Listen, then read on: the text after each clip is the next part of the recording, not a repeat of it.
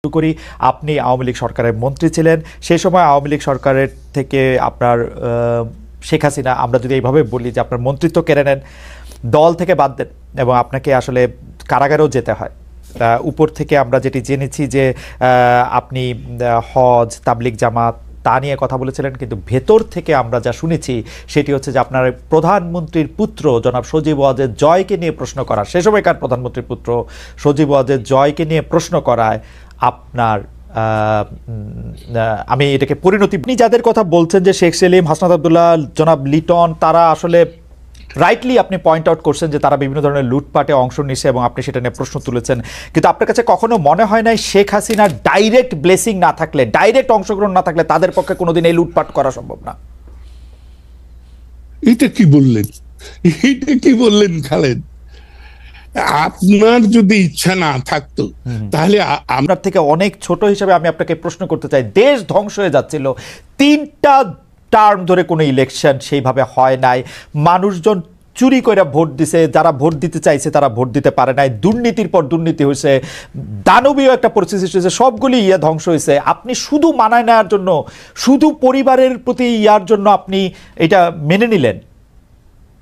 আপনাকে কি জি না জনাব, জি জি না। কাদের সিদ্দিকীর ভাই লতিফ সিদ্দিকী, তিনি একসময় আওয়ামী লীগের মন্ত্রী ছিলেন, এমপি ছিলেন। কেন তাকে মন্ত্রিত্ব ছাড়তে হয়েছে? হাসিনা কি আসলে দুর্নীতিবাজ কিনা? দর্শক, হাসিনাকে নিয়ে এবং হাসিনার পরিবারকে নিয়ে এবার সকল গোপন তথ্য ফাঁস করে দিলেন লতিফ সিদ্দিকী। শুনলে অবাক হবেন যে হাসিনা কত বপের দুর্নীতিবাজ ছিল এবং তার মন্ত্রিত্ব কেন চলে গিয়েছিল। আমরা সম্পূর্ণ আলোচনা শুনবো, এরপর বিস্তারিত কথা বলবো। আপনাকে শুভেচ্ছা এবং কৃতজ্ঞতা, আপনি আমাদের সময় দিয়েছেন এই জন্য।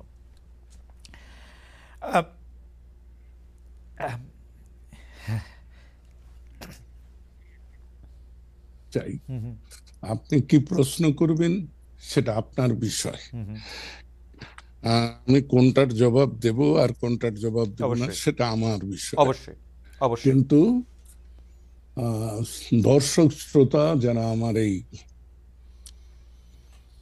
কথা শুনবেন তাদেরকে আমি বলে দিতে চাই যে আমি যেমন অপরিণামদর্শী নই, স্থান কাল পাত্র সম্পর্কে আমি যথেষ্ট বুঝি, তারপরেও আমি যা বলি তা আমার বিশ্বাস থেকে, আমার প্রত্যয় থেকে, আমার অভিজ্ঞতা থেকে।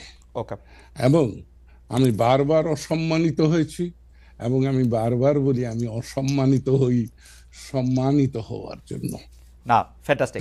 আপনি আপনি আপনি নিশ্চয়ই যা প্রশ্নের জবাব আপনি দিতে চান সেটা আপনি দিবেন, এবং যেটা আপনার দিতে চান না সেটা আপনি দিবেন না, সেটা আপনার একদমই আপনার ইচ্ছা থেকে থাকে। আমার প্রশ্ন আমি করব, তার আগে আমি একটু বলে রাখি যে আমি কিন্তু আওয়ামী লীগের বর্তমান যারা সর্বশেষ সরকারে ছিলেন এবং আওয়ামী লীগের দলের যারা বিভিন্ন পদে ছিলেন, তারা এখনো পদে আছেন কিনা জানি না, তাদের অনেকের সাথে যোগাযোগ করছি, তাদেরকে আমার অনুষ্ঠানে আসার আমন্ত্রণ জানাচ্ছি। তারা যদি আমার অনুষ্ঠানে আসেন তাহলে আসতে পারবেন। দর্শকদের মধ্যে অনেক প্রশ্ন ছিল যে আমি আওয়ামী লীগের যারা আছেন তাদের নিয়ে আসলে অনুষ্ঠান কেন করি না, যখন এটা আমার চাওয়া আছে, তারা আসবেন কিনা সেটা হচ্ছে তাদের ব্যাপার। যাই হোক, আমি জনাব আব্দুল লতিফ সিদ্দিকীর কাছ থেকে একটু জানতে চাইবো যে আপনি আসলে কালের সাক্ষী, ইতিহাসের সাক্ষী, অনেক কিছুর ব্যাপারে আপনার আসলে প্রত্যক্ষ অভিজ্ঞতা আছে, অনেক কিছুর ক্ষেত্রে আপনি আসলে প্রধান চরিত্র। সেই জন্য আমরা একটু 10-11 বছর আগের ঘটনা থেকে শুরু করি। আপনি আওয়ামী লীগ সরকারের মন্ত্রী ছিলেন, সেই সময় আওয়ামী লীগ সরকারের থেকে আপনার শেখ হাসিনা, আমরা যদি এইভাবে বলি যে আপনার মন্ত্রিত্ব কেড়ে নেন, দল থেকে বাদ দেন এবং আপনাকে আসলে কারাগারেও যেতে হয়। উপর থেকে আমরা যেটি জেনেছি যে আপনি হজ, তাবলিগ জামাত তা নিয়ে কথা বলেছিলেন, কিন্তু ভেতর থেকে আমরা যা শুনেছি সেটি হচ্ছে যে আপনার প্রধানমন্ত্রীর পুত্র জনাব সজীব ওয়াজেদ জয়কে নিয়ে প্রশ্ন করা, সে সময়কার প্রধানমন্ত্রীর পুত্র সজীব ওয়াজেদ জয়কে নিয়ে প্রশ্ন করায় আপনার আমি এটাকে পরিণতি বলবো না, আপনাকে এই ঘটনার মধ্যে দিয়ে যেতে হয়েছিল। আপনি কি এই বিষয়ে কিছু বলবেন?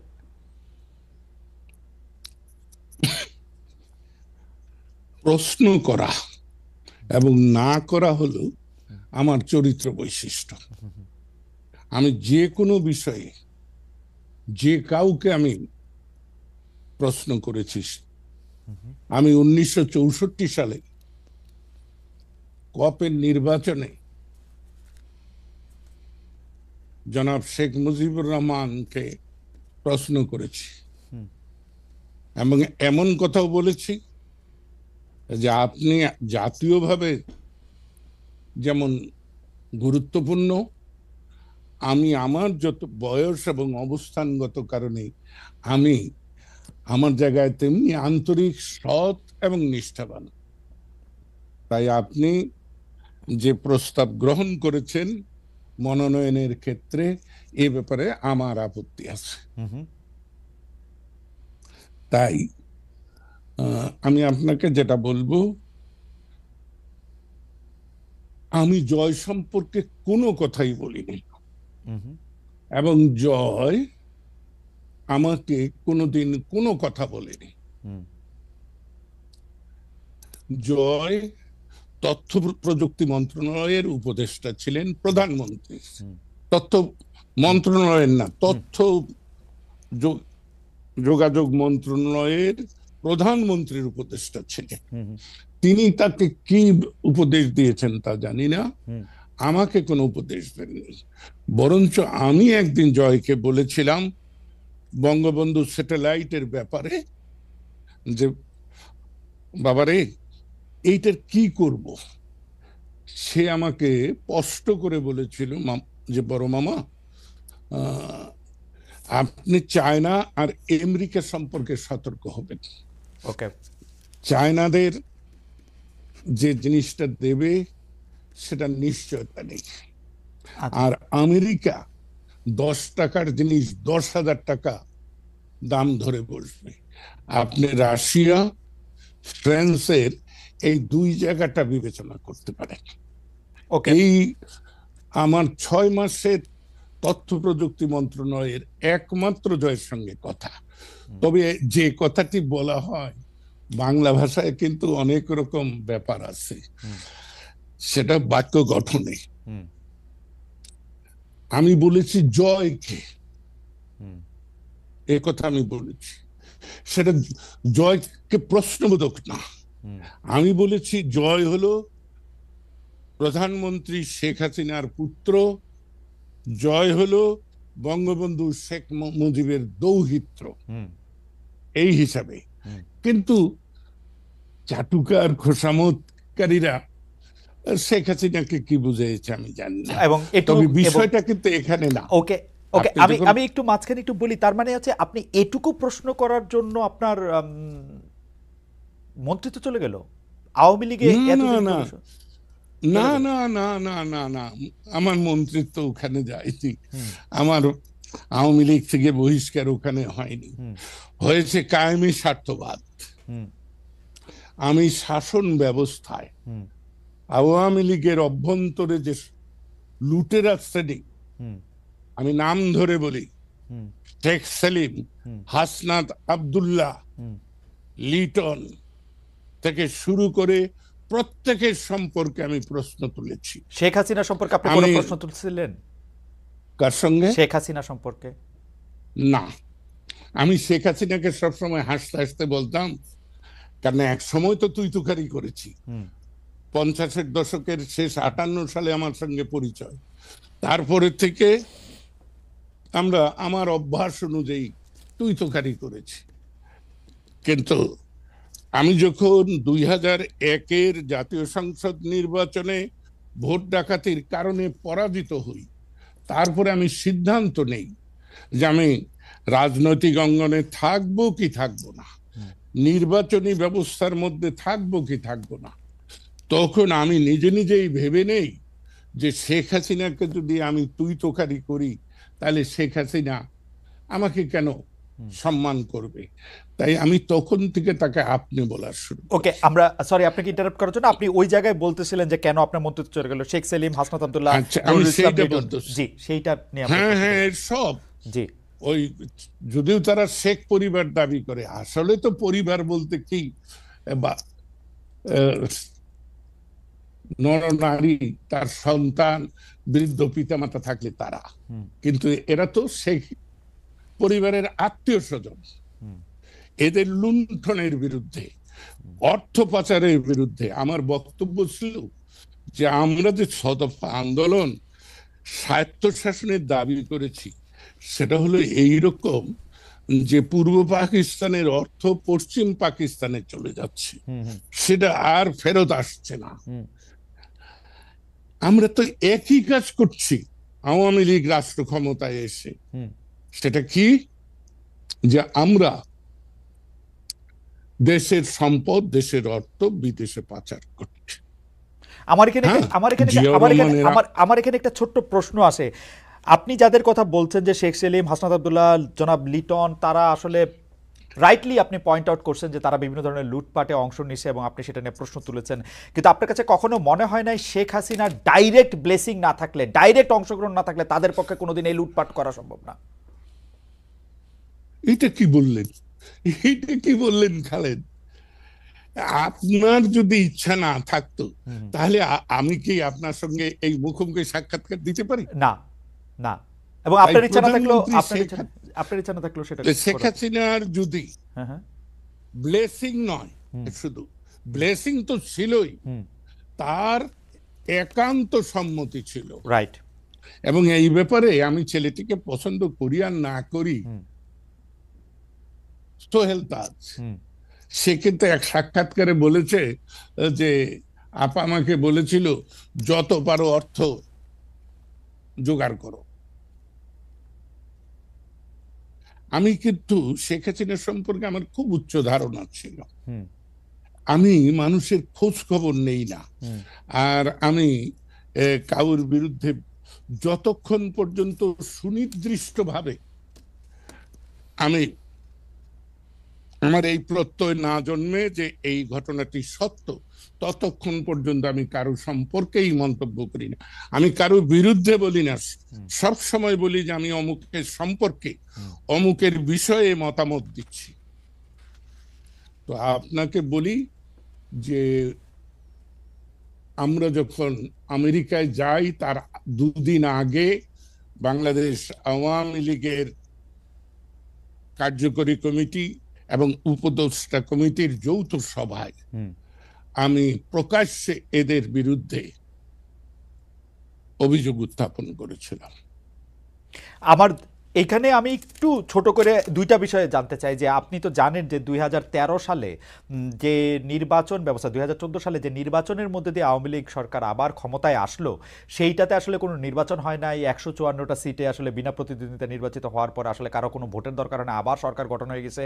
আপনি ওইটার কোনো প্রতিবাদ করেছিলেন কিনা? 1, 2 হচ্ছে আপনি দল থেকে বহিষ্কার হলেন, মন্ত্রিত্ব থেকে বাদ পড়লেন, ফিরে এসে গত 10 বছরে আপনি এই কথাগুলি প্রকাশ্যে এরকম করে বলছেন কিনা বা বলতে চেয়েছেন কিনা, বলতে কোনো বাধা পেয়েছেন কিনা? জনাব খালেদ মহিউদ্দিন, আমি আপনি 2012 সালের বাজেট অধিবেশনে আমি স্পষ্ট করে বলেছিলাম যে এটাই আমার সর্বশেষ জাতীয় সংসদে উপস্থাপিত বক্তব্য, কারণ আমি ভবিষ্যতে জাতীয় নির্বাচনে অংশগ্রহণ করব না। তারপরে শেখ হাসিনা ব্যক্তিগতভাবে আমাকে অনুরোধ করেছেন যে লতিফ ভাই আমাকে ছেড়ে যাবেন না, আপনাকে আমার প্রয়োজন। আমি শেখ হাসিনাকে যতটা সম্মান করি বা স্নেহ করি, সমর্থন করি, তার চাইতেও আমি বহুবার বলেছি আমার ব্যক্তিগত দুর্বলতা শেখ ফজিলতুন্নেসা প্রতি। আমি ছাত্রলীগ, আওয়ামী লীগ, শেখ মনি, আব্দুর রাজ্জাক এদের কারণে করতে পারতাম না যদি আমি শেখ ফজিলতুন্নেসার আশ্রয় না পেতাম। তাই ওই মহিলার প্রতি আমি আমৃত্যু কৃতজ্ঞ। সে কারণেও তার কন্যাকে আমি অনেক সময় বিষ হজম করে মেনে নিয়েছি, এবং আমি কিন্তু বলতাম যে দেখুন মাননীয় প্রধানমন্ত্রী, আমি খুব দ্বন্দ্বে থাকি, কখন আমি আপনার মান নষ্ট করি, কখন আমি আপনার মনে আঘাত করি, কারণ আমি সত্য মিথ্যা বুঝি না, আমি যা বুঝি তা আমি না, প্রকাশ কিন্তু জনাব করতে লতিফ চাই। সিদ্দিকী, আপনি যখন মন্ত্রী হলেন তখন সংসদে আপনার যে ভাষণ, সেখানে তো আমরা শেখ হাসিনার প্রতি আপনার একটা পুরো অবশ্যই পুরো লয়ালিটি আমরা এটা দেখতে পাইছি, অবশ্যই আমার যে নেতা যাকে মানি। অনলি বিকজ যে তার মাকে আপনি এত যৌক্তিক কথা এত আগে থেকে এটা বলে থাকেন, কিন্তু তার মাকে যেহেতু আপনি মানে ভালোবাসেন বা শ্রদ্ধা করেন, তার জন্য তার কন্যার এই দুর্নীতি, এই অপশাসন আপনি মেনে নিয়েছিলেন। হ্যাঁ, আমি একার অকপটে স্বীকার করব, সেজন্য আমি অনুতপ্ত, আমার এত লজ্জা নেই। কিন্তু আপনাকে আমি বলি, আমি যেদিন জাতীয় সংসদ থেকে পদত্যাগ করি, আপনি অনুগ্রহ করে আমার সেদিনের বক্তৃতাটা যদি শোনেন, তাহলে দেখবেন যে আমি কি কি বলেছি। না, তখন তো আপনি মানে আপনি আমার ধৃষ্টতা ক্ষমা আমি করবেন, কিন্তু কিন্তু বিরুদ্ধে বলিনি। তখন তো আপনার পলিটিকে মানে আপনি আপনি আপনি বুঝে গেছেন যে এই আওয়ামী লীগ থেকে আপনি আর কি পাবেন। আপনাকে যে অসম্মানের মধ্যে দিয়ে আপনি শুরুতেই শুরু করেছিলেন, যেটি বলে যে অসম্মানের মধ্যে দিয়ে আওয়ামী লীগ আপনার যেতে হয়েছে ওয়ানলি বিকজ আপনি পরিবারতন্ত্র, গোষ্ঠীতন্ত্র, লুটপাট, দুর্নীতি নিয়ে আপনি কথা বলেছেন। আপনি কিন্তু আপনার নিজের ভাইকেও আপনি ছাড় দেন নাই যখন আপনি দুর্নীতি নিয়ে কথা বলেছেন। সেখানে আপনি যখন এটি বলেছেন, তারপরও এর মধ্যে দিয়ে আপনি যাইতে হয়েছে এইটার জন্য, মানে আমি জানি না, মানে এটা আপনার জন্য একটু বেদনাদায়ক। তারপর আমরা একটু শুনতে চাই যে আপনি আসলে এই 10 বছর আর কি বলতে পারতেন বা বলা আপনার উচিত ছিল বলে আপনি মনে করেন কিনা। আমি সত্য কথা বলি। আমি আপনার যে লোকটি এখানে এসেছে তাকে কথা প্রসঙ্গে বলতেছিলাম যে 25শে মার্চের আগেও আমি স্বাধীনতা নিয়ে দ্বিধাদ্বন্দ্বে ছিলাম। 71-এর 16ই ডিসেম্বরের পর থেকে আজ পর্যন্ত বাংলাদেশ যে সকল সমস্যার মুখোমুখি হচ্ছে, আঞ্চলিকভাবে, আন্তর্জাতিকভাবে, এই বিষয়গুলো আমার আল্লাহ আমাকে বোধহয় এই জ্ঞানটুকু দিয়েছিল ভূ রাজনীতির পরিস্থিতি সম্পর্কে। তাই আমি চেয়েছিলাম পাকিস্তানের মধ্যেই একটা সমাধান, আমাদের স্বায়ত্তশাসন, বাঙালির অধিকার, বাঙালির মর্যাদা। কিন্তু পাকিস্তানিরা আক্রমণ করেছে। আক্রমণ করলে, যে শত্রু আক্রমণ করে, আমি তাকে প্রতি আক্রমণ করবই। তাই আপনাকে স্পষ্ট করে বলি, পাকিস্তান সশস্ত্র বাহিনীর বাঙালি সৈনিকরা সারা বাংলাদেশ আওয়ামী লীগের, ছাত্রলীগের কোন ব্যক্তি সশস্ত্র লড়াই শুরু করার আগে আমি 25শে মার্চ রাত্রেই সশস্ত্র লড়াইয়ের জন্য তৈরি হয়েছিলাম। এবং তারই মহান ফসল বঙ্গবীর কাদের সিদ্দিকী বীর উত্তম, এবং তারই ফসল টাঙ্গাইলের মুক্তিযুদ্ধ। তাই আমি অনেক বিষয়ে মেনে নিয়েছি, মেনে নিতে হয়। আমি কিন্তু বিপ্লবী নই, আমি কিন্তু অসামাজিক নই, আমি একজন পারিবারিক মানুষ। তাই পারিবারিক শান্তি স্বস্তি জন্য আমি অনেক সময় বিষ হজম করি। তেমনি দল করতে হলে দলের মধ্যে বিভিন্ন স্বার্থের সংঘাত হবে, বিভিন্ন সুযোগ সুবিধার লোকরা থাকবে, তাদের সাথে মানিয়ে চলতে পারাটাই কিন্তু দল না, করা। কিন্তু কিন্তু কিন্তু কিন্তু জনাব লতিফ সিদ্দিকী, আমি আপনার থেকে অনেক কনিষ্ঠ বয়সে, বুদ্ধিতে, বিবেচনায়, উচ্চতায়, ওজনে, সব কিছুতেই আমি আপনার থেকে অনেক ছোট হিসেবে আমি আপনাকে প্রশ্ন করতে চাই। দেশ ধ্বংস হয়ে যাচ্ছিল, 3টা টার্ম ধরে কোনো ইলেকশন সেইভাবে হয় নাই, মানুষজন চুরি করে ভোট দিছে, যারা ভোট দিতে চাইছে তারা ভোট দিতে পারে নাই, দুর্নীতির পর দুর্নীতি হয়েছে, দানবীয় একটা পরিস্থিতি সৃষ্টি হয়েছে, সবগুলি ধ্বংস হয়েছে। আপনি শুধু মানায় নেওয়ার জন্য, শুধু পরিবারের প্রতি ইয়ার জন্য আপনি এটা মেনে নিলেন। আপনাকে কি হ্যাঁ জি না জনাব, জনাব জি জি না, আমি ভবিষ্যৎ চিন্তায় আমি এটা মেনে নিয়েছি। এখনো আমি কিন্তু অনেক কিছু মেনে নিচ্ছি। আপনার কে বলি, আপনি এই 24-এর বাজেট অধিবেশনে আমার বক্তৃতা শুনবেন, সেখানে আমি স্পষ্ট করে বলেছি যে অনেকেই বলেন আমি শেখ হাসিনার সমালোচনা, আওয়ামী লীগের সমালোচনা করার পরও শেষ পর্যন্ত আমি শেখ হাসিনার পক্ষ অবলম্বন করি। আমি বলেছি হ্যাঁ করি, কারণ আমি দেখতে পাচ্ছি শেখ হাসিনার পরে বাংলাদেশের পরিণতি কি হবে, বাংলাদেশে কে নেতৃত্ব দেবে। 5ই আগস্ট নয়, আমি জুন মাসের শেষ দিক থেকে এই বৈষম্য বিরোধী আন্দোলনকে, কোটা বিরোধী আন্দোলনকে আমি সমর্থন করেছি, কিন্তু আমি বুঝেছি যে কি হবে। আমি আশান্বিত হয়েছিলাম যখন ডক্টর ইউনূসের নাম ভেসে এসেছে, কারণ আমি ডক্টর ইউনূসকে পছন্দ করি, এ কথা কিন্তু কেউ বলবে না। ডক্টর ইউনূস স্বয়ং জানেন আমি তাকে পছন্দ করি না, কিন্তু আমার মনে হয়েছিল যে বাংলাদেশের সাধারণ জনপরিষদ, জনগোষ্ঠী, যারা কোনো স্বার্থের কাছে নথি স্বীকার করে না, তারা এক বাক্যে ডক্টর ইউনূসকে মেনে নিয়েছিল। এবং আজকে বাংলাদেশের এই 5-6 মাসের অবস্থাটাকে আপনি দেখুন। না, সেজন্য তো আওয়ামী লীগ দায়ী, সেজন্য তো আওয়ামী লীগ দায়ী, সেজন্য তো আওয়ামী লীগের 15 বছরের দুঃশাসন দায়ী। প্রতিষ্ঠানগুলিকে ধ্বংস করা হয়েছে, পুলিশ, সেটা বলছি, পুলিশ, আমলাতন্ত্র, আমি তো স্বীকার, হ্যাঁ, কিন্তু নেতৃত্ব যিনি আসছেন ডক্টর ইউনূস তো নেতৃত্ব দিতে পারছেন না। শেখ হাসিনা কি নেতৃত্ব দিতে পেরেছেন জনাব সিদ্দিকী, আপনি কি আমাদের একটু বলবেন?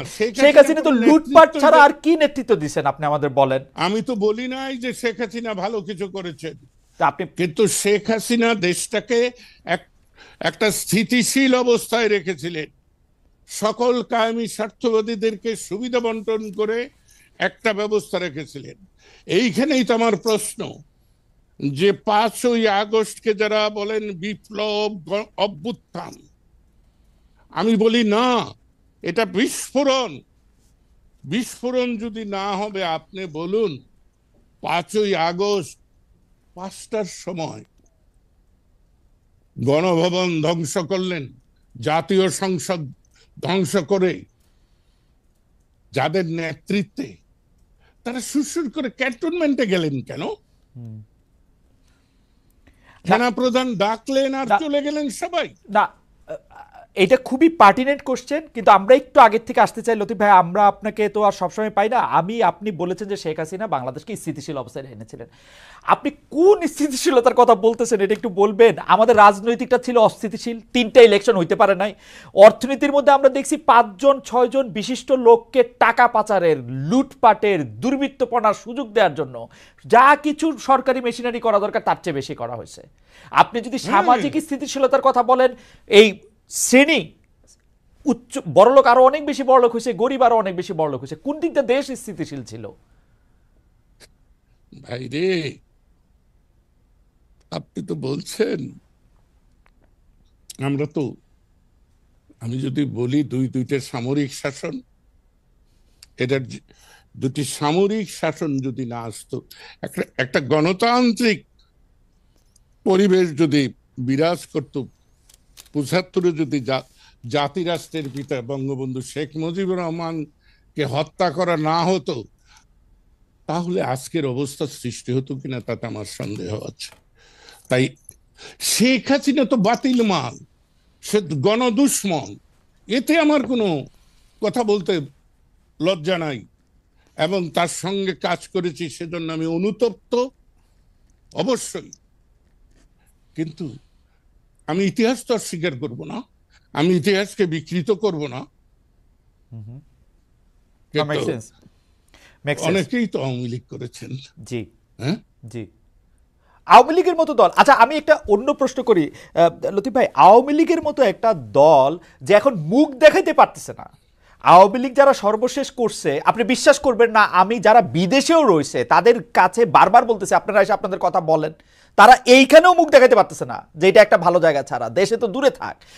এই অবস্থাটাকে আপনি ভাবছিলেন যে এইরকম হইতে পারে? আপনি ওই যে আবার বলি, আপনার বাজেট বক্তৃতাটা রাইট, না বাজেট বক্তৃতা না, 2016 সালে যখন আমি পদত্যাগ করি সেই বক্তৃতাটাতেও আমি এই কথা বলেছিলাম। আমি ওই পেট্রিয়ট কবিতা ওয়ার্ডসওয়ার্থে, রাইট, সেই কবিতাটা আমি ভালো করে ধারণ করি জীবনে। তাই বিজয়ী বীর, দেশপ্রেমিক ফুলের মালা নিয়ে আসে, যদি ব্যর্থ হয়, জনস্বার্থ বিরোধী কাজে লিপ্ত হয়, তাহলে জুতার মালা দিয়ে যেতে হয়। রাইট। আমি কালকে শেখ হাসিনাকে সমর্থন করেছি বলেই আজকে করব এ কথা তো আমি বলছি না, কিন্তু আপনি যেটা বললেন যে মুখ দেখায় কি করে, আপনি এখনো জানেন না এই বাংলাদেশে আওয়ামী লীগের এমন সমর্থক আছে তারা এখনো শেখ হাসিনাকে নিয়ে স্বপ্ন দেখে, যারা আমাকে ভয় দেখায় যে আপনি যে শেখ হাসিনার বিরুদ্ধে বলেন ভবিষ্যৎ কি হব, আমি যে 87 বছরের একজন বৃদ্ধের ভবিষ্যৎ আর কত। Absolutely, absolutely. আচ্ছা, জনাব লতিফ সিদ্দিকী, আপনি দীর্ঘকাল ধরে শেখ পরিবারকে জানেন, চেনেন, আপনার সাথে মানে আপনার সাথে আওয়ামী লীগেরও একটা নিবিড় সম্পর্ক রয়েছে। আপনি আমাকে বলেন তো, যেই লিডার কোনো রকম কোনো আগের থেকে পরের থেকে কিছু না বলে দেশের তার যারা সাপোর্টার তাদেরকে বিপদে ফেলে, শুধুমাত্র উনি যাদেরকে তাদের পরিবারের অংশ মনে করেন তাদেরকে হিন্ট দিয়ে, শেখ তাপসকে আগে চলে যেতে বলছেন, তার আত্মীয় স্বজনটা আগে চলে যেতে বলছেন, শেখ রেহানার বিয়ার আগে চলে গেছেন, উনি চলে গেছেন, তাকে নিয়ে আর মানে ভাবনাটা কি, আর মানে এটা কারণটা কি? আমার তো মনে হয় আওয়ামী লীগের থেকে দাবি তোলা উচিত শেখ হাসিনার শাস্তির ব্যাপারে। আপনি এটাতে কিভাবে দেখেন? মানে এটা কিরকম, এটা একটা উল্টা কথা হইতেছে না যে আপনি তাকে নিয়ে স্বপ্ন দেখতেছে আওয়ামী লীগের লোকজন? তিনি তো সব জানতেন। আপনার মনে আছে কালো কাপড়, কালো শাড়ি পরে তিনি বোধহয় জুলাই মাসের 20 না 21 তারিখে একটা বক্তৃতা করলেন। হ্যাঁ, আমি সেদিনই ধরে নিয়েছি। আর আরো একটা কথা বলি, পাকিস্তানে বলুন আর বাংলাদেশে বলুন, যতবার জরুরি আইন জারি হয়েছে তখনই দেখা গেছে সরকারের পতন হয়েছে। আপনি হিসাব করে দেখেন, 69-এর গণ আন্দোলনে যেদিন জরুরি আইন জারি হয়েছে তার 15 দিনের মধ্যে আইয়ুবের পতন হয়েছে। জিয়া নিহত হয়ে সম্মানের সঙ্গে গেছেন। এরশাদ জরুরি আইনের 21 দিন পরে তিনি ক্ষমতাচ্যুত হয়েছেন। খালেদা জিয়া জরুরি আইন ঘোষণার কয়দিন পরে গেছেন আমার খেয়াল নাই। তো উনি 20 জুলাই জরুরি আইন জারি করেছেন, 5ই আগস্ট চলে গিয়েছেন। ওকে, ওকে। ইয়া লতিফ ভাই, আমি আমি আমি আমি আপনাকে অন্য প্রশ্ন আমার কিউ করা আছে, কিন্তু দর্শকদের একটা প্রশ্ন আপনাকে একটু যদি একটু আপনি জবাব দেন, সেটা হলো যে আপনি আওয়ামী লীগের ভবিষ্যৎ কি দেখেন? খুব সংক্ষেপে যদি একটু বলেন যে একটা আওয়ামী লীগের ভবিষ্যৎ কি আসলে। এ ব্যাপারে আমার স্পষ্ট অভিমত।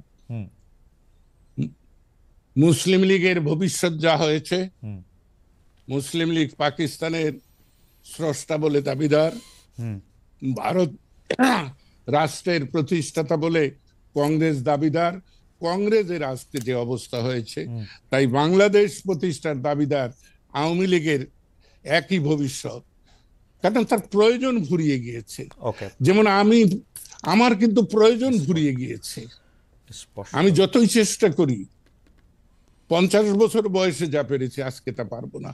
আমাকে নতুনদেরকে জায়গা ছেড়ে দিতে হবে। ওকে, আমি একটু সামারাইজ করি আমাদের দর্শকদের জন্য। Correct me if I am wrong mister Siddiqui, যে আওয়ামী লীগের ভবিষ্যৎ মুসলিম লীগের মতোই আপনি দেখছেন, কারণ এটা হচ্ছে যে মুসলিম লীগ পাকিস্তান প্রতিষ্ঠা করলো এবং আওয়ামী লীগ বাংলাদেশ প্রতিষ্ঠার সঙ্গে জড়িত থাকলো, তার প্রয়োজন এখন ফুরিয়ে গেছে এবং নতুনদের কাছে জায়গা ছেড়ে দিতে হবে।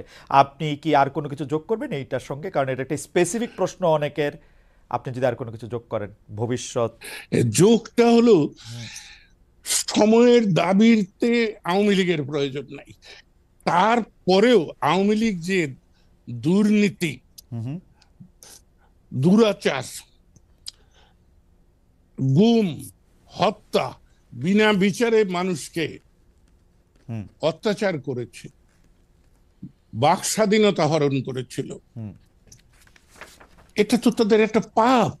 ওকে, আর সবচেয়ে লজ্জার এবং ঔদ্ধত্যপূর্ণ, আপনারা সে কথাটা বলেন না, আমি ছোট ছোট কথা নিয়ে তো বলি। শেখ হাসিনা প্রত্যেক বক্তৃতায় বলতেন যে আমি গণতন্ত্র দিয়েছি। রাইট। গণতন্ত্র কেউ দিতে পারে নাকি? এর চাইতে বড় ঔদ্ধত্য। এবং এই কথাটা হচ্ছে একদমই আমি গণতন্ত্র দিয়েছি বললেই বোঝা যায় যে এই দেশে গণতন্ত্র নাই। আসলে দেশের প্রধান যদি এই কথা বলে, এটা খুবই ভালো কথা বলছেন, এটা খুবই ভালো কথা বলছেন, এটা খুবই ভালো কথা বলছেন। আমি জনাব লতিফ সিদ্দিকী আপনি আসবেন এবং সেই সময় আমরা একটু দর্শকদের কাছে জানতে চেয়েছিলাম যে দর্শক একটা জরিপ যে বাংলাদেশে ধর্মনিরপেক্ষতার বিরোধিতা হলে ভারতের মুসলমানেরা ঝুঁকিতে পড়ে, অধ্যাপক আনু মোহাম্মদের এমন বক্তব্য সমর্থন করেন কিনা। শতকরা 41% দর্শক এটার সাথে সমর্থন পোষণ করেছেন, 59% না ভোট দিয়েছেন, 41,000 দর্শক ভোট দিয়েছেন। জনাব লতিফ সিদ্দিকী, আমাকে আপনাকে একটা প্রশ্ন করতেই হচ্ছে, কারণ আপনি জানেন যে আপনার বিরুদ্ধে দেশে অন্তত 20টা মামলা হয়েছিল যুক্তরাষ্ট্রে আপনার বক্তব্যের প্রেক্ষিতে। টোটাল 154টা। আচ্ছা, আমি 20টার খোঁজ পেয়েছিলাম। কিন্তু আমাদের প্রশ্ন হচ্ছে, জনাব লতিফ সিদ্দিকী, আপনি একদম জীবন সায়ান্নে আছেন, যদিও আমরা চাই যে আপনার জীবন অনেক দীর্ঘতর হোক, আপনি শতায়ু হন, তার চেয়ে বেশি বছর বাঁচেন, কিন্তু আমাদের এই প্রশ্ন করতেই হবে। আপনি 2009 সালে, যে বছর আওয়ামী লীগ সরকারের পাট ও বস্ত্রমন্ত্রী হয়েছিলেন, সেই মেয়াদে মিল কারখানা, মিলের জমি বিনা টেন্ডারে আপনি পানির দামে বিক্রি করে দিয়েছিলেন, এরকম অভিযোগ আপনার বিরুদ্ধে রয়েছে। আপনার বিরুদ্ধেও দুর্নীতির অভিযোগ মাঠে ময়দানে বক্তৃতায় আমরা শুনি যে আপনি রাজনৈতিক বোঝাপড়ার অংশ হিসাবে বা নিজের রাজনীতি প্রতিষ্ঠিত করার সময় অনেক সময় দুর্নীতিতে অংশগ্রহণ করেছেন। এই বিষয়ে আপনি আসলে গুড আপনি ভালো কথা বলেছেন। হ্যাঁ, বিজেএমসির কোনো সম্পত্তি বিক্রি হয় নাই, বিক্রি হয়েছে বিজেসির, বাংলাদেশ জুট কর্পোরেশনের। হ্যাঁ, এইটার একটি জমি আমি 58 সাল থেকে আমার এক বন্ধু যে স্বাধীনতা যুদ্ধে আমার সঙ্গে সহযোগিতা করেছে, পরবর্তী জীবনেও করেছে, তার বিধবা স্ত্রীকে দেওয়ার জন্য আমি সরাসরি লিখে দিয়েছি এই কথা যে আমি এদেশে যে টেন্ডার হচ্ছে এই টেন্ডার স্বচ্ছ হয় বলে বিবেচনা করি না, কিন্তু আমি কোনো হস্তক্ষেপ কোনোদিন করিনি। কিন্তু এই আবেদনকারীকে এই ভূমিখণ্ডটি টেন্ডার ছাড়া দেওয়া যেতে পারে, তবে জেলা প্রশাসক এইটার মূল্য নির্ধারণ করবেন। মূল্য নির্ধারণের পরে তার উপরে 5% যুক্ত করে আবেদনকারীকে দেওয়া হোক। আপনি এটাকে একটা ভালো, আপনি কি এটাকে একটা ভালো প্রেসিডেন্স মনে করেন? স্বজনপ্রীতি কেউ স্বীকার করে না, আমি 100% স্বীকার করি যে আমার মন্ত্রিত্বের আমলে এই একটাই আমি স্বজনপ্রীতি করেছি, এবং আমার জন্য এটা যৌক্তিক। আমার প্রয়াত বন্ধুর বিপন্ন পরিবারকে আমি সহযোগিতা করার চেষ্টা করেছি। ওকে, আমি যদি একটু রাজনৈতিক প্রশ্নে আসি, 2015 সালের পর থেকে আমরা রাজনীতিতে আপনাকে সেভাবে পাইনি। এমনকি আপনি মাঠে ময়দানে বক্তৃতা, অনেক মানুষ আপনার বাসার সামনে এসে বসে থাকলেও আপনি আসলে সেইভাবে রাজনৈতিক আলোচনার মধ্যে আপনি অংশগ্রহণ করেন নাই। কিন্তু 2024 সালের নির্বাচনে আপনি অংশগ্রহণ করেছেন, যেইটাকে আমরা বলতে পারি আওয়ামী আর ডামির নির্বাচন, যেটা মানে শেখ হাসিনা যেটাকে বলেছিলেন যে আমরাই কিছু ডামি প্রার্থী দিব, নৌকার প্রার্থীকে হারিয়ে। আমি তো আপনার প্রথমেই তো আমি এই কথাটা বলেছি যে উনি আমাকে জোর করে রেখে দিয়েছেন, আমি নির্বাচনে গিয়েছি, যেতে বাধ্য হয়েছি। 2024-এ আপনাকে জেল দেওয়ার পরও আপনাকে জেল দেওয়ার পরও আপনার উপর তার জোর খাটলো? না 13-র কথা বলছি না, আমি 24-এ কথা বলতেছি। আমি 24-এ আসছি। ও 24-এ এই আমি এলাকায় যে জিজ্ঞেস করেন, জনগণ, হাজার হাজার জনগণ আমাকে জোর করে নিয়ে গিয়েছে। 150টি বাস বোঝাই করে লোক এসে আমাকে নিয়ে গিয়েছে। এইটা কি বাংলাদেশের রাজনীতিতে আমরা আর বিশ্বাস করতে পারবো? হ্যাঁ, আব্দুল লতিফ সিদ্দিকী ইনশাল্লাহ আল্লাহর নামে শপথ করে বলতে পারে এটাই আব্দুল লতিফ সিদ্দিকী। ওকে, এই ব্যাপারটাতে কি জনাব কাদের সিদ্দিকী কোনো প্রভাব বিস্তার করছিলেন যাতে আপনি ইলেকশনে আসেন? অবশ্যই।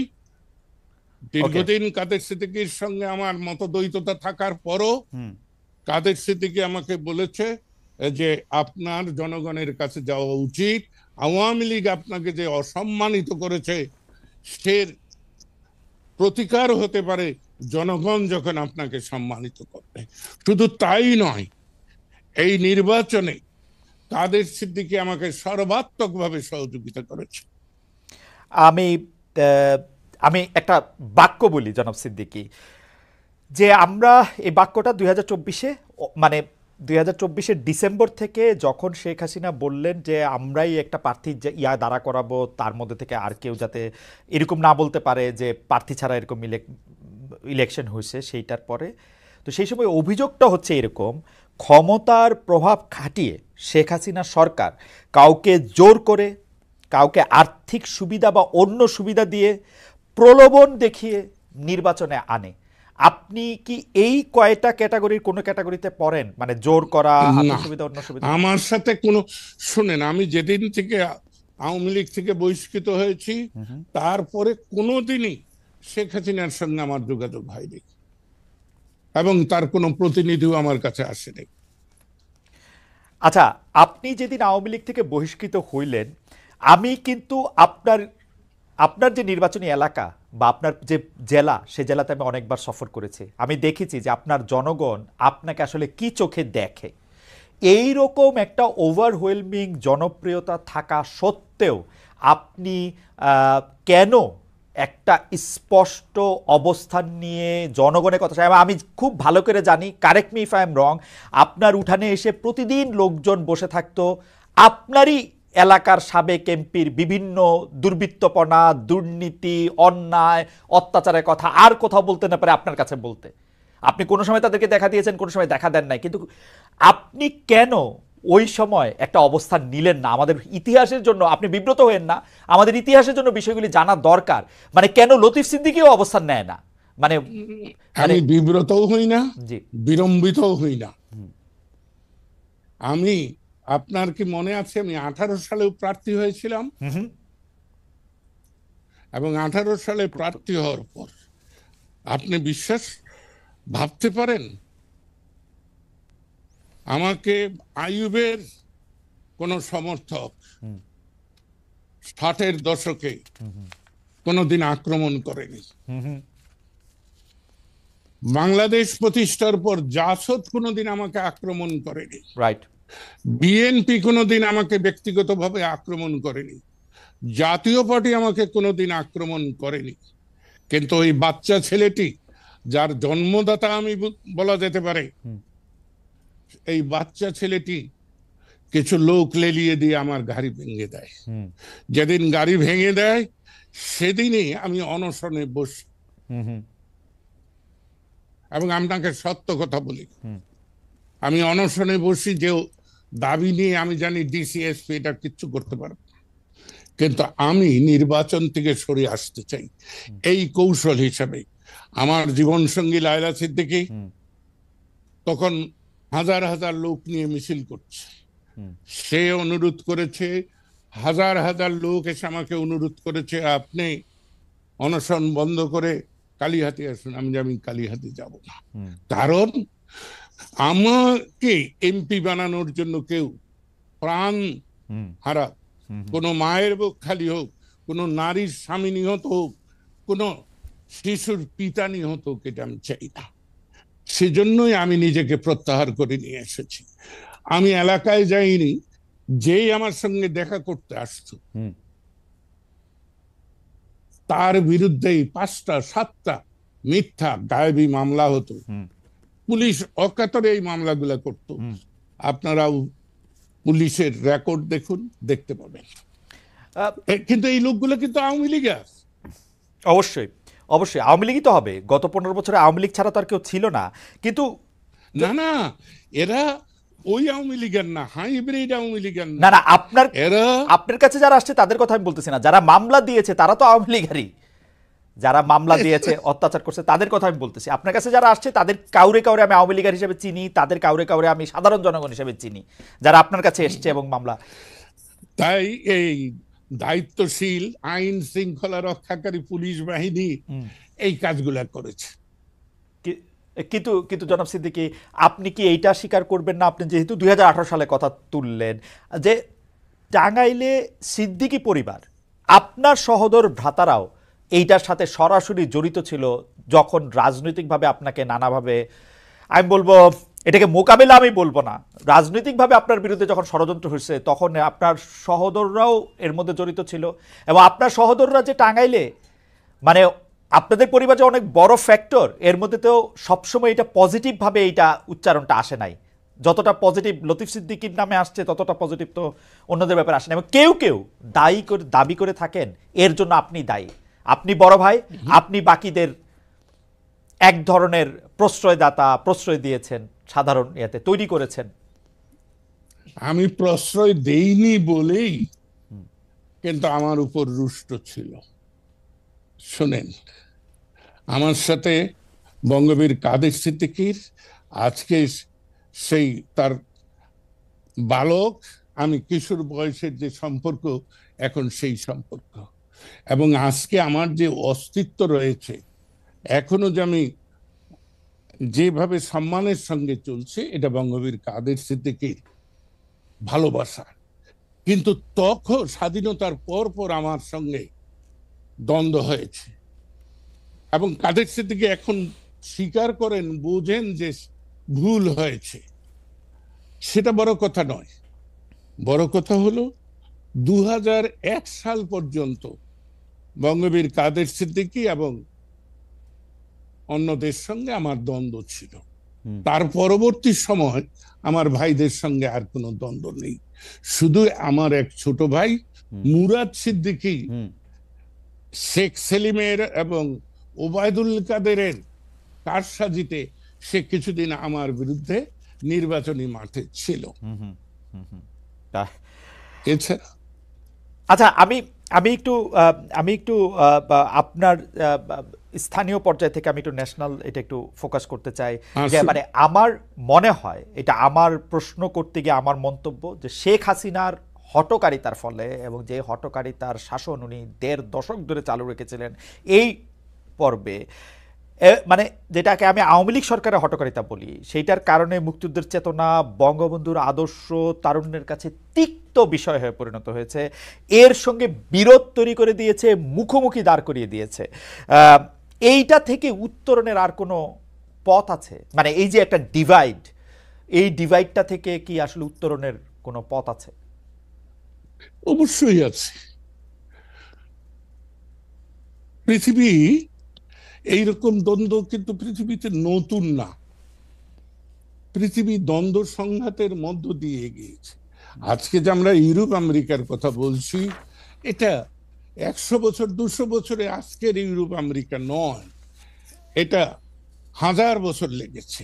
আমরা যে রেনেসার কথা বলি ইতালিতে, সেই রেনেসা আসতেও এবং আসার পরেও আজকে আমরা প্রায় 500 বছর এইখানে আছি। তাই এটা কোনো সমস্যা না। শেখ হাসিনার হঠকারিতা নয়, তার কর্তৃত্ববাদিতা, প্রভুত্বকামিতা, এটাই সর্বনাশটা করেছে। এবং অর্থলোলুপতাও আমি বলবো,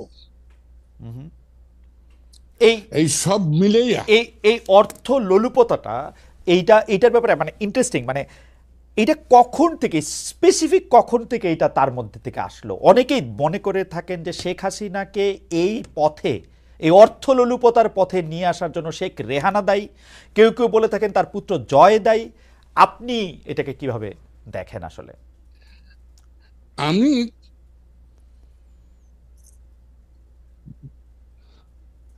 আমি শুধু বলবো যে জয় দায়ী নয়।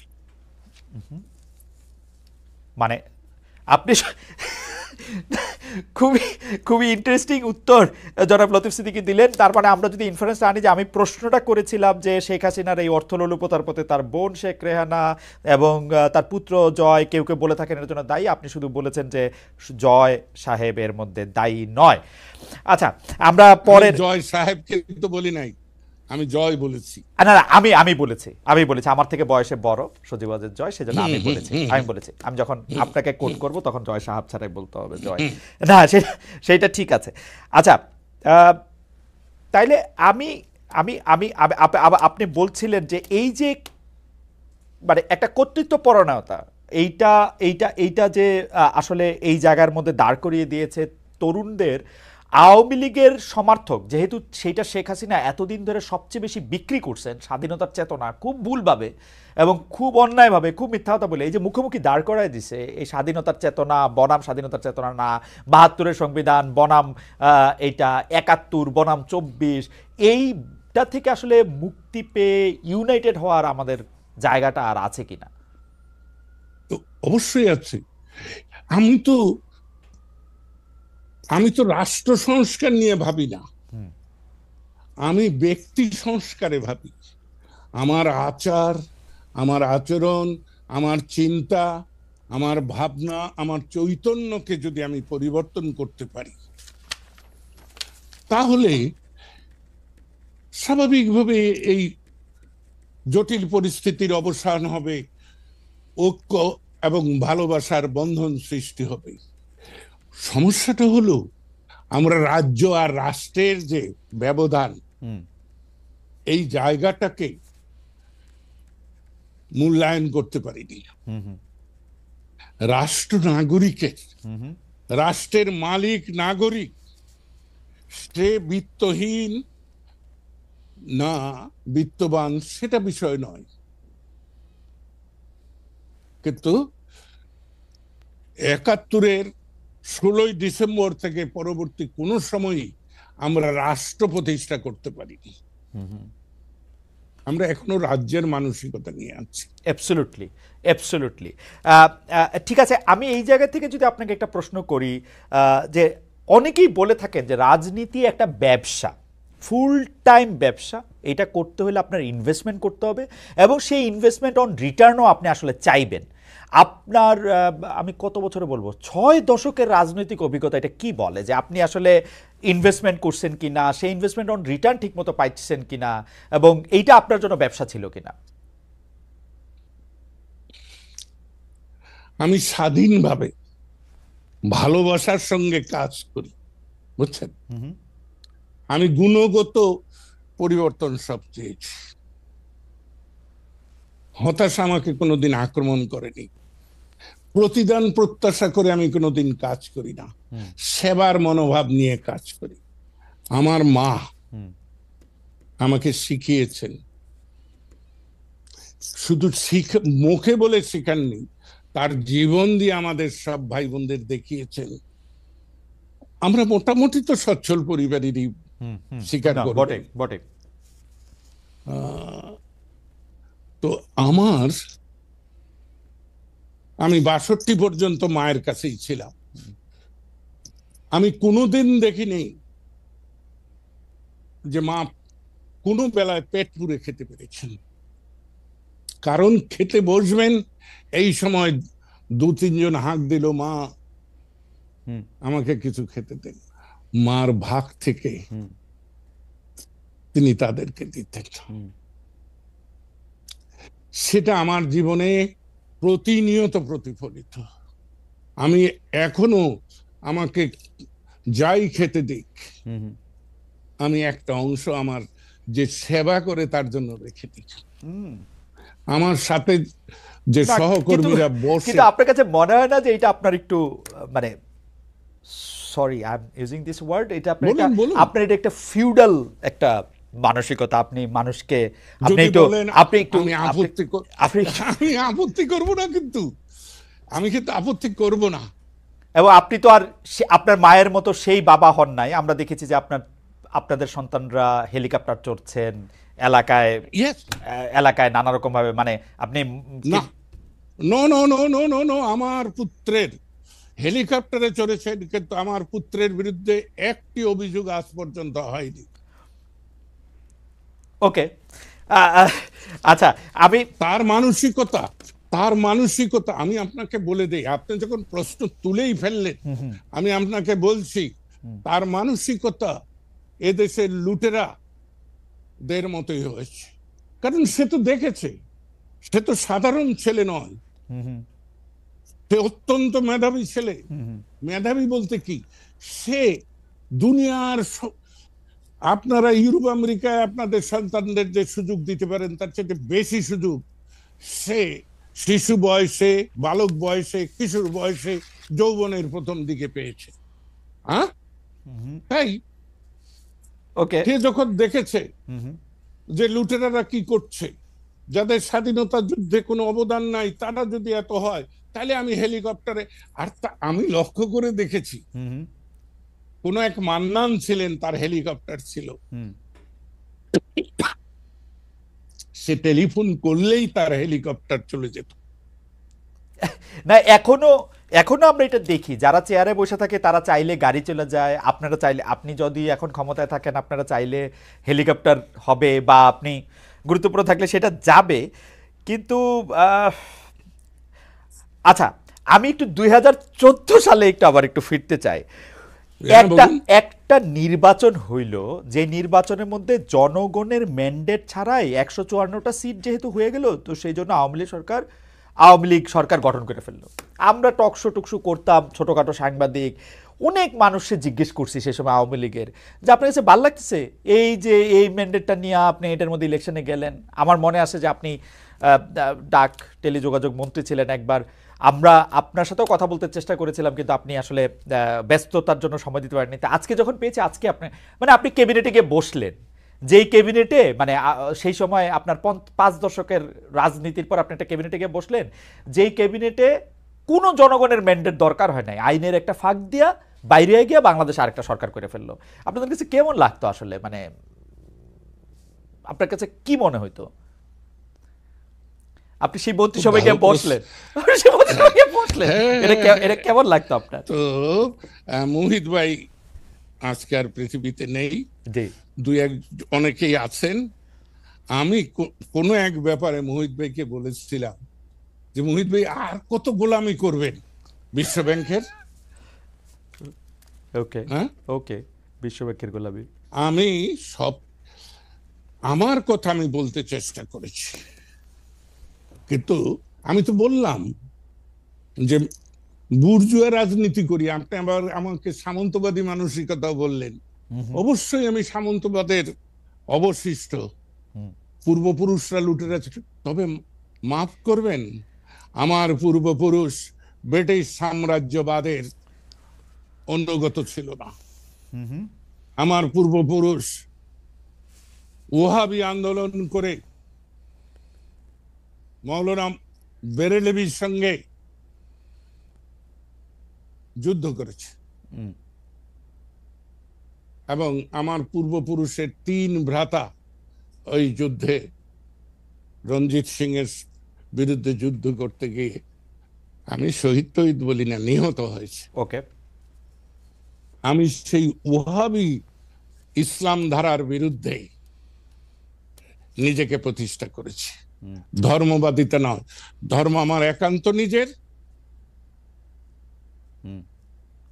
এবং পরিবারের পরিসরে। ওকে, 2014 সালে ক্যাবিনেটে বসলেন আপনি, সেইটার থেকে যদি একটু বলেন। বসেছি, আপনিও তো তখন বাংলাদেশেই বাস করতেন। জি জি, এই বৈপরীত্যের মধ্যে। জি, আমরা যখনই সুযোগ পেয়েছি সবাইকে জানতে চেয়েছি, কারণ শেখ হাসিনার কাছে আর জানতে চাওয়ার সুযোগ আমাদের ছিল না, কারণ আমরা আর সেখানে। আমি সবাইকে শোনেন, আমি শেখ হাসিনাকেও অনেক কথা বলেছি। শেখ হাসিনা ওয়াজ হ্যাপি যে 2014 সালে এরকম একটা ইলেকশন করার পরে, এবং আমিও কিন্তু 14 সালের 154 জনের একজন। জি, বিনা ভোটে নির্বাচিত। হ্যাঁ, কিন্তু মজাটি হলো কি, এমন একটা, আমি সত্য কথাটা বলি, নির্বাচনে জি, আমি তো বাধ্য হয়ে গেলাম নির্বাচন করতে।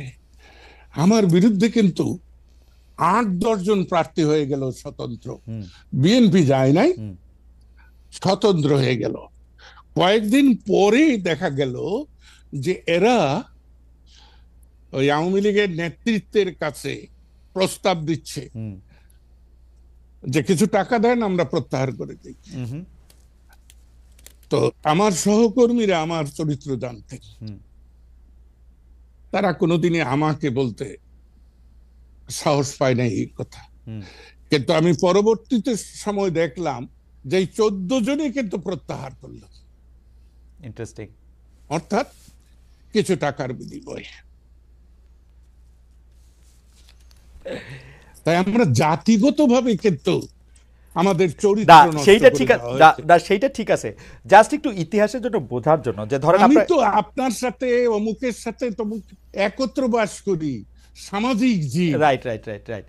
না, আমি শুধু এই সময় আওয়ামী লীগ একটা বয়ান চালু করতে পারছিল, সেইটা হচ্ছে যে সেই বয়ান আমরা সব জায়গায় শুনতাম যে বিএনপি যদি নির্বাচনে না আসে তাহলে আমরা কি করব।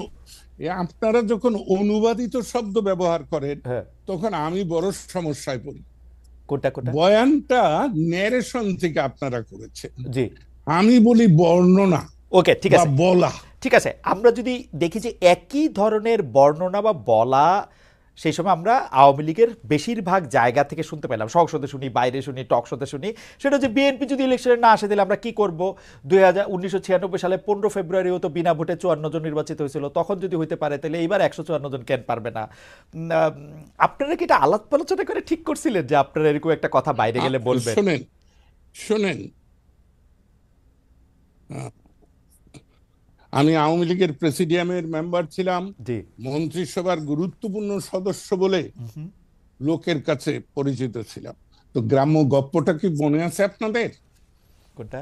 যে একজন বাড়ির সামনে বসে রয়েছে এক বৃদ্ধ ব্যক্তি, তো লোকজন যাওয়ার পথে বলছে যে বাবা এ বাড়ির মাতবর কেরা?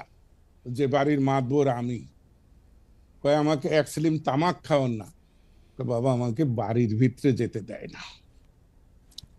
আমি কিন্তু কোনোদিন আওয়ামী লীগের হাট করে লোক ছিলাম না, আমাকে প্রয়োজন, আমাকে উগরে ফেলা দেওয়া যায় না বলেই আপনি ছিলেন, আমাকে হজম করে না। কিন্তু আমার এই বাংলাদেশের রাজনীতিতে যখন থেকে বুঝতে শুরু করছি, 18 থেকে 51 বছর বয়স পর্যন্ত আমি দেখছি আওয়ামী লীগের কোর লোক শুধু শেখ হাসিনা, মানে আর কারণে তো আর কে আওয়ামী লীগের কোর লোক ছিল আপনি বলেন? আপনিও যদি আওয়ামী লীগের কোর লোক না হন, হার্ডকোর লোক না হন, শেখ হাসিনা ছাড়া আরেকজনের নাম আপনি বলেন যে উনি আওয়ামী লীগের হার্ডকোর লোক ছিল শেখ হাসিনার আমলে। শেখ হাসিনা তো সবারই দূরে দূরে রাখছে বা কাছে রাখছে, যখন যাকে প্রয়োজন হয়েছে তাকে তিনি ব্যবহার করেছেন। এক্স্যাক্টলি। আমরা অনেকগুলি বিষয় নিয়ে জনাব লতিফ সিদ্দিকী আজকে খোলাখুলি প্রশ্ন উত্তর দিয়েছেন। আমরা আবারও, যেহেতু এটা দর্শকরা জানতে চেয়েছেন, আমরা আবারও একটু আপনাকে যদি একটু সামারাইজ করতে বলি, এটা আমাদের শেষ প্রশ্ন। আপনি আওয়ামী লীগের ভবিষ্যৎ কি দেখেন, দেশের ভবিষ্যৎ কি দেখেন? আমাদের 2 মিনিটের মতো সময় আছে। আপনি আওয়ামী লীগের ভবিষ্যৎ এবং দেশের ভবিষ্যৎ, কারণ সেইটা যদি একটু আমাদের একটু বলেন। আমি ওই যে প্রথমেই বলেছি যে যুগের দাবি মেটাতে পারে নাই, আওয়ামী লীগের প্রয়োজন ফুরিয়ে গেছে। আর দেশের ভবিষ্যৎ, যতই সংঘাত, যতই অন্ধকার, আলোর হাতছানি আমি দেখি।